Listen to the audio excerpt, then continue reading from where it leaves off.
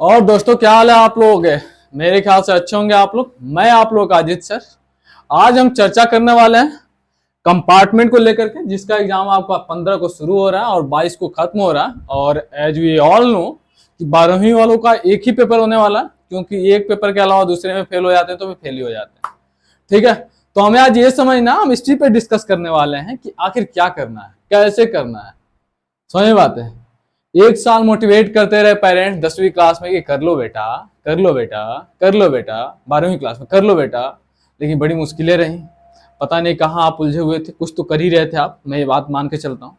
ठीक है, शायद आपने ये मान लिया था, जो कुछ वायरल वीडियो चलते हैं यूट्यूब पे, अ single sheet of paper can't decide your future और पास्ट व्हाट एवर। ठीक है जी, तो शायद आपने ये बात मान ही लिया था और उसको साबित किया आपने, लेकिन ये साबित नहीं हो पाया। शायद मेरे को आप लोगों को ये बात समझ में आ गई होगी अब कि ये साबित नहीं हो पाया, क्योंकि कंपार्टमेंट फिर से आपको देना है। तो सिंगल सीट ऑफ पेपर बेटा डिसाइड करता है, तो ये साबित कर दो अपने पेरेंट्स को, रिलेटिव्स को कि नहीं भाई, हमारे पास वो कैलिबर था, अपन कर सकते थे। अपन तो ये सोच लिए थे कि पेपर से क्या ही होता है। अपन उस बात को सत्य मान लिए थे कि जो बोला गया था कि a single sheet of paper can't decide your future. लेकिन हमें अब पता चला कि नहीं, ऐसा नहीं होता है, तो लो हमने कर दिखाया। ठीक है, तो यही एक आखिरी टाइम है।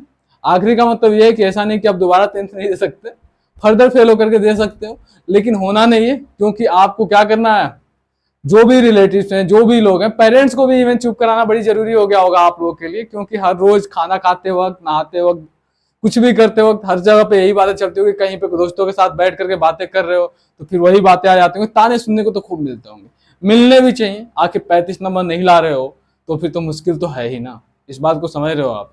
हो सकता है कुछ लोगों के कुछ रीजन होंगे, कुछ ना कुछ बेहतर रीजन होंगे, कुछ लोगों की कॉपी बहुत बेहतर चेक नहीं हुई होगी। मैं उन लोगों के साथ हूं, लेकिन यदि मन के हिसाब से हुआ है कि मन ही नहीं किया पढ़ने जाने का। हमारे यहाँ एक बच्चा आया था किसी दूसरे इंस्टीट्यूट का, उसका सीन ये था कि उसने पूरे साल पढ़ा ही नहीं।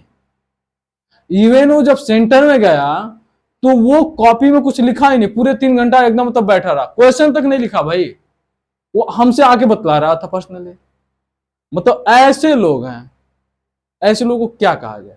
तो भाई रिक्वेस्ट ये है कि आखिरी मौका है, बात ये समझो, तुम फेल होना चाहते हो, पास होना चाहते हो, मैटर नहीं करता, लेकिन पेरेंट्स तुमको देख करके वो फेल्योर फील नहीं करना चाहते हैं।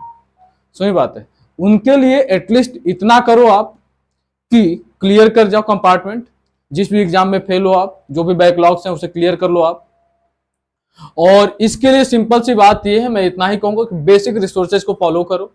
बहुत ज्यादा पढ़ने की जरूरत नहीं है। एक बेहतर टीचर को पकड़ लो, वो भी ऑफलाइन में, होम ट्यूटर के रूप में। अभी भी चीजें हो सकती हैं, 8-8 दिन में चीजें क्लियर हो जाती हैं, 5-5 दिन में। तो अभी भी आपके पास 6 से 7 दिन है पूरे। तो कृपया करके आराम से शांति के साथ तैयारी करो, लग जाओ। रिसोर्सेज लिमिटेड रखो, लेकिन रिवीजन मल्टीपल टाइम्स रखिए आप लोग। ठीक है, thank you, bye bye, tata, take care.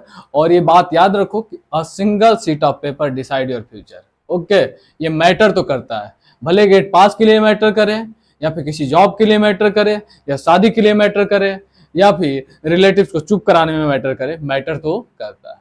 ठीक है, thank you, bye bye, Tata.